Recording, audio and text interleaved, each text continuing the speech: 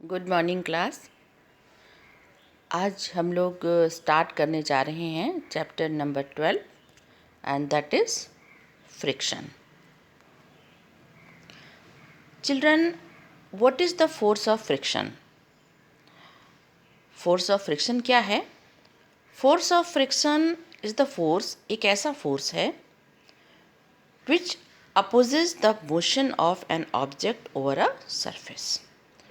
जब भी हम किसी सरफेस पे किसी ऑब्जेक्ट को जब मूव करवाते हैं या कोई भी ऑब्जेक्ट किसी सरफेस पे जब मूव करता है तो उस समय अपोज करने वाला जो उससे रगड़ लगती है, अपोज होती है, वो फोर्स को हम लोग फोर्स ऑफ फ्रिक्शन कहते हैं।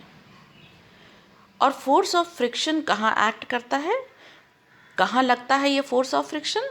उस ऑब्जेक्ट और जिस सरफेस के ऊपर उस ऑब्जेक्ट को हम मूव करवा रहे हैं, यानी the force of friction act between the object and the force. तो फ्रिक्शन वो फोर्स ऑफ फ्रिक्शन है जो उस ऑब्जेक्ट और सरफेस के बीच में लगने वाला फोर्स है। एग्जाम्पल अगर देखें तो इसमें होगा जैसे a ball rolling on ground gradually slows down and comes to rest due to force of friction between the ball and the ground. अगर आप बहुत तेज़ी के साथ किसी बॉल को रोलिंग करते हैं यानी फेंकते हैं, थ्रो करते हैं ग्राउंड पे, तो आप देखते हैं पहले वो बॉल बहुत तेज़ी के साथ मूव करती है, लेकिन धीरे धीरे उसकी स्पीड कम होती जाती है, स्लो होती जाती है, स्लो होती जाती है और एक जगह जाके वो बॉल रुक जाती है।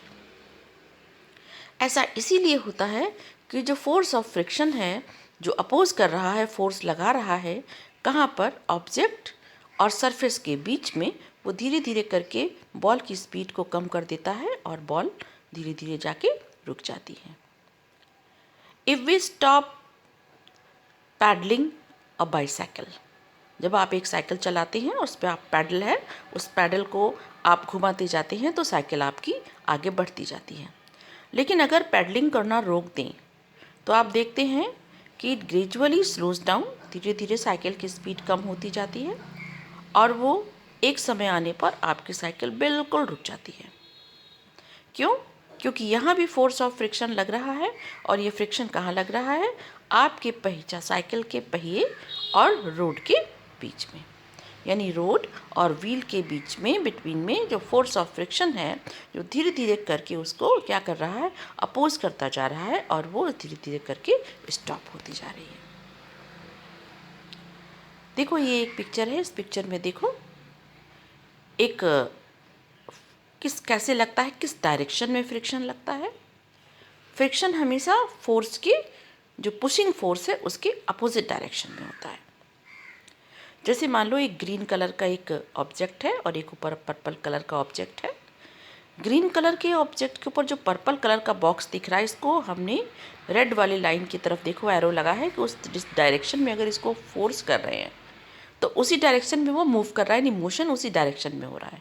लेकिन फ्रिक्शन किधर लग रहा है? उसके अपोजिट डायरेक्शन में। तो पुशिंग फोर्स के अपोजिट डायरेक्शन में फ्रिक्शन लगता है। अगर सेम डायरेक्शन में लगता तो ऑब्जेक्ट रुकती ही नहीं कभी। अपोजिट डायरेक्शन में फोर्स लग रहा है, अपोज कर रहा है, इसीलिए धीरे धीरे करके उसकी स्पीड फोर्स बंद करने पर कम होती जाती है और एक टाइम ऐसा आता है कि उसकी बिल्कुल ऑब्जेक्ट वहाँ पर स्टॉप कर जाता है। ये रोलिंग बॉल है which comes to rest due to the frictional force. ये एक गेंद है, जब इसको फेंकते हैं किसमें? ग्राउंड में, तो धीरे धीरे करके ये रुक जाती है। या एक ये बाइसाइकिल का भी एग्जांपल आपको दिया कि अगर हम पैडलिंग यानी कि पैडल कर चलाना बंद कर दें तो हमारी साइकिल रेस्ट में आ जाती है। अब फ्रिक्शन को, यानी जो फ्रिक्शन लग रहा है, उस फ्रिक्शन को अफेक्ट करने वाले कुछ फैक्टर्स हैं, कुछ कारण हैं जो उसको अफेक्ट करते हैं। किस फैक्टर पे डिपेंड करता है फ्रिक्शन? पहला है जैसे कि friction depend upon the two factors, और ये पहला फैक्टर है nature of the surface in contact.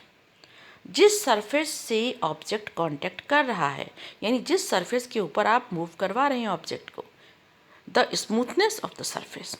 अगर सरफेस स्मूथ है तो ये फोर्स ऑफ फ्रिक्शन बहुत तेज़ी के साथ जाएगा। अगर वो सरफेस जो है वो बहुत स्मूथ नहीं है, वो जैसे देखते हैं आप ग्राउंड सरफेस बहुत ऊबड़ खाबड़ होती है, तो उसमें क्या होता है कि धीरे धीरे करके ये गेंद जो है वो जल्दी रुक जाती है। या अगर बहुत स्मूथ सरफेस है, रोड बिल्कुल स्मूथ है, तो आप देखिए आपकी बाईसाइकिल बहुत स्पीड से जा रही है।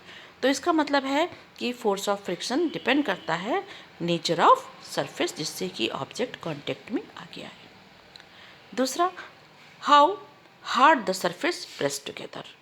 इसीलिए ये देखना होता है कि जो सरफेस है वो अपोजिट डायरेक्शन में जो फोर्स ऑफ फ्रिक्शन लग रहा है वो उस ऑब्जेक्ट को कितना हार्डली प्रेस कर रही है। यानी सरफेस जो प्रेस कर रही है वो जितना हार्डली प्रेस करेगी फ्रिक्शन, उसी हिसाब से उस चलती हुई ऑब्जेक्ट को आगे बढ़ाएगा या रोकेगा। जैसे अब देखो, friction is less on the smooth surface. बहुत कम फ्रिक्शन लगेगा किसके ऊपर? स्मूथ सरफेस पे। सरफेस स्मूथ है तो फ्रिक्शन बहुत कम है।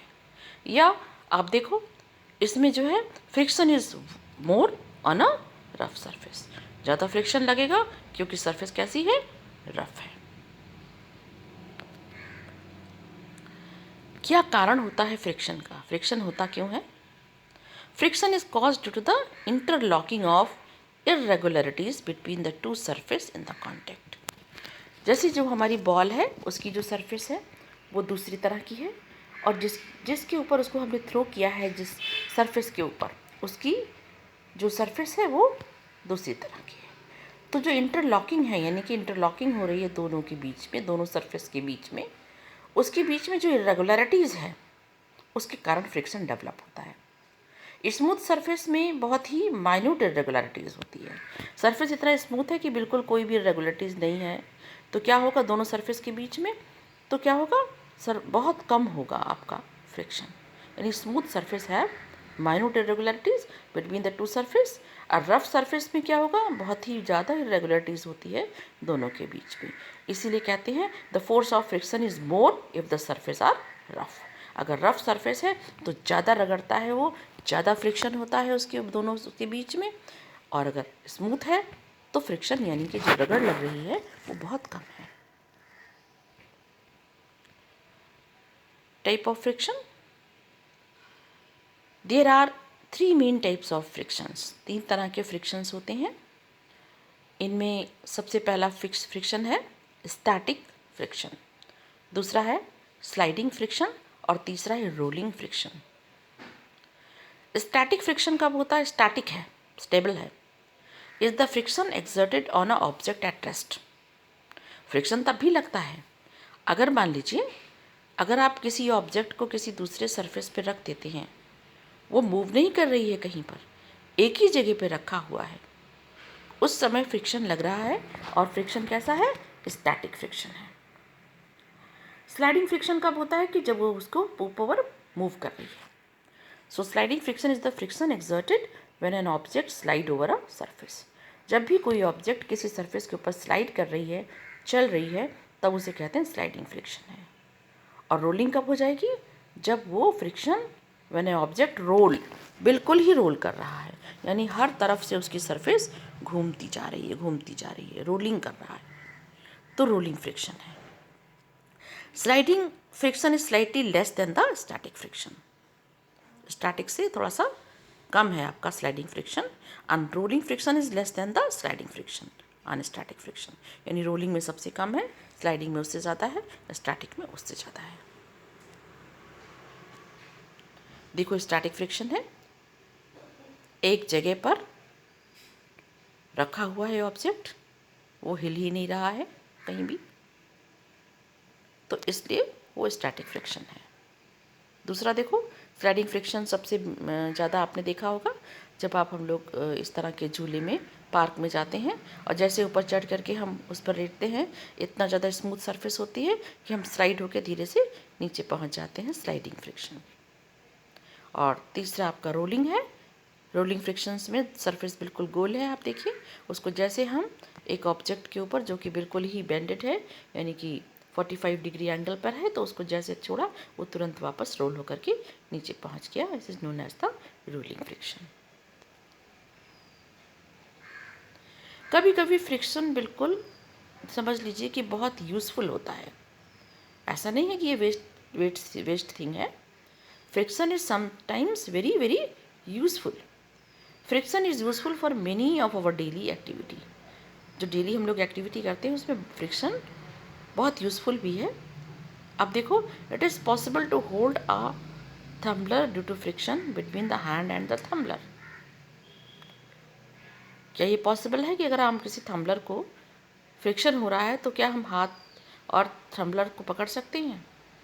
आप देखते हैं अगर कोई ऐसी बहुत सरफेस स्मूथ होती है तो बहुत जल्दी हमारे हाथ से वो चीज़ फिसल जाती है। तो फ्रिक्शन होगा तो जल्दी नीचे नहीं जाएगी। Friction between the feet and ground help us to walk. दोनों के बीच में अगर फ्रिक्शन है तभी हम चल पाते हैं। बहुत स्मूथ सरफेस होती है तो आप देखो बहुत तेज़ी के साथ हम गिर जाते हैं। रफ सरफेस पे फ्रिक्शन क्योंकि हो रहा है तो हम वॉल उसके ऊपर ग्राउंड के ऊपर चलते हैं। तो फ्रिक्शन भी हमारी डेली लाइफ में फीट और ग्राउंड के बीच में डेवलप कर रहा है, यूज़फुल है। It is possible to write with a pen or pencil on a paper due to friction between the pen and the pencil and the paper. Pen, pencil और paper के बीच में भी एक फ्रिक्शन है। अगर फ्रिक्शन होगा तभी हम लिखेंगे। आपने देखा होगा अगर पेन की निब वगैरह ख़राब हो, रोलिंग ठीक से नहीं करती है, तब आपकी राइटिंग बहुत अच्छी नहीं बनती है। तो ये भी एक डेली लाइफ में एग्जाम्पल है, फ्रिक्शन यूज़फुल है। It is possible to write on a blackboard due to the friction between the chalk and the blackboard. And friction between the tires and the road help to automobiles to move on the road. Road के ऊपर जब भी कोई vehicle चलता है तो उस vehicle के टायर और रोड के बीच में भी फ्रिक्शन डेवलप होता है। Friction between the bricks help in the construction of building. Building construction जो करते हैं, एक के बाद एक ईंट जो लगाते हैं दीवार पे, वो due to the force of friction ही आपकी दीवार बनती है। तो friction is sometimes very very useful in the daily life. देखो, हेल्प टू होल्ड, पकड़ने में हेल्प कर रहा है, अदरवाइज ग्लास आपके हाथ से छूट जाएगा, स्लिप कर जाएगा। Help to walk, help to write on a paper, help to write on the board. These are all the useful example of the friction. Help automobiles to move, help to construction of buildings also. These are all also the example of the friction. कभी कभी friction undesirable भी है, unwanted भी है। Friction is sometimes undesirable, means soles of shoes wear without due to the friction. जो shoes के soles हैं वो वियर आउट हो जाते हैं, घिस जाते हैं, आपने देखा, ड्यू टू द फ्रिक्शन। जब आपने जूते पहने हैं, चप्पल पहना है, आपने देखा है, एक काफ़ी समय के बाद जब आप उसकी सोल को देखते हैं तो बिल्कुल सरफेस आपकी स्मूथ हो जाती है। उस समय आपके फिसल के गिरने के चांस हो जाते हैं, तो आप उस सैंडल, उस शूज़ को आप चेंज कर देते हैं। पहले उसमें आपने देखा होगा जितने भी एथलीट्स होते हैं उनके शूज़ को अगर आप पीछे देखें तो उसकी सरफेस स्मूथ कभी नहीं होती है, क्योंकि उनको दौड़ना होता है सरफेस पे। तो सोल्स जो हैं वो शूज़ के वियर हो जाते हैं, वियर आउट हो जाते हैं due to the friction. So undesirable भी है। Tyres of bicycles and automobiles भी वियर आउट हो जाते हैं धीरे धीरे करके। टायर पुराने हो जाते हैं, स्मूथ हो जाते हैं, तो हमें चेंज करना पड़ता है। क्यों? क्योंकि वो सड़क के ऊपर कभी अगर पानी है या बारिश है तो उसमें आपकी बाईसाइकिल या ऑटोमोबाइल आपकी स्लिप कर सकती है। तो tyres of bicycles and automobiles also wear out due to the friction. Steps of staircase and foot over bridge. जो फुट ओवर ब्रिज है जो आपने देखा होगा रेलवे स्टेशन पे, वो भी कभी कभी बिल्कुल स्मूथ हो जाते हैं या क्या कहते हैं वियर आउट हो जाते हैं ड्यू टू द फ्रिक्शन। फिर उसमें कॉर्नर पे कोई एक आयरन की, स्टील की या कोई रबर की सीट लगा देते हैं जिससे कि फ्रिक्शन ना हो और कोई भी पर्सन स्टेयरकेस से नीचे या ब्रिज रोल जो फुट ओवर ब्रिज है उससे स्लिप ना करे। नाइफ्स एंड रेजर को भी आपने देखा होगा, lose their sharpness edges due to the friction. अगर किसी नाइफ को बहुत यूज़ कर रहे हैं तो धीरे धीरे उसकी शार्पनेस एज की ख़त्म हो जाती है। क्यों ख़त्म हो जाती है? क्योंकि फ्रिक्शन लगता है। ये देखो, ये सोल है किसका? टायर का। आप देखो धीरे धीरे करके वियर आउट हो गया है, कट गया है बीच में शूज़ का सोल। और ये क्यों हुआ है? ज़मीन पे, फर्श पे चलने से, and it is due to the force of friction. या देखो ये पुराने टायर रखे हैं, ये पुराने टायर हैं, देखो कैसे घिस गए हैं, वियर आउट हो गए हैं, ख़राब हो गए हैं। क्यों हो गए हैं? क्योंकि फ्रिक्शन